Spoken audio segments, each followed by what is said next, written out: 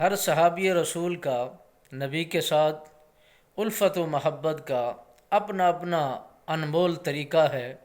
اور جو بھی نبی کے وفاداروں ہوبداروں میں شامل ہوا اور جس نے بھی نبی کے ان یاروں کا ذکر کرتے ہیں تو ان میں ترتیب رکھتے ہیں،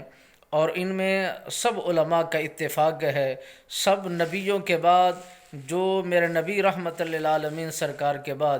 جن کا دنیا میں نام اونچا ہے وہ سیدنا صدیق اکبر کا ہے، پھر حضرت فاروق اعظم سرکار کا ہے، پھر عثمان غنی سرکار کا ہے، پھر حضرت علی المرتضیٰ شیر خدا کا نام ہے، پھر عشرہ مبشرہ ہیں۔ اسی تسلسل کے ساتھ نبی کے جو وفادار ہیں، نبی کے جو حبدار ہیں، نبی کے دیوانے جو ہیں، نبی کے جو مستانے ہیں، ان کا مرتبہ شان بلند و بالا رب نے فرما دی ہے، اور ہر صحابی کا ایک دوسرے کے ساتھ الفت کرنا، محبت کرنا، پیار کرنا،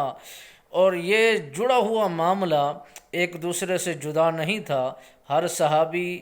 وہ دوسرے صحابی کے ساتھ محبت کرتا تھا، اپنے ساتھ ان کی الفت و محبت کو ظاہر کرتا تھا۔ جس ایک صحابی رسول نے جو قدم کیا ہے اسی کے مد مقابل میں دوسرا صحابی کرنے کے لیے تیار نہیں ہویا کرتا تھا۔ وہ سمجھا کرتا تھا کہ یہ منصب، یہ مقام، یہ رتبہ، یہ شان یہ اس صحابی کی ہے، میرا مقام اس سے کم ہے اور میرا مقام اس سے بھی کم ہے۔ انہوں نے اپنے آپ کو اس انداز میں، اس بات میں واضح کر دیا کہ ایک کا مقام جتنا بھی بلند ہو دوسرے کا مقام اتنا بلند نہیں ہو سکتا، کیونکہ رب رحمان کی تقسیم مختلف ہے۔ جس نے جتنا محنت کی ہے، اپنا کردار عطا کیا ہے، اس کو اتنا زیادہ رتبہ و شان عطا کی گئی ہے۔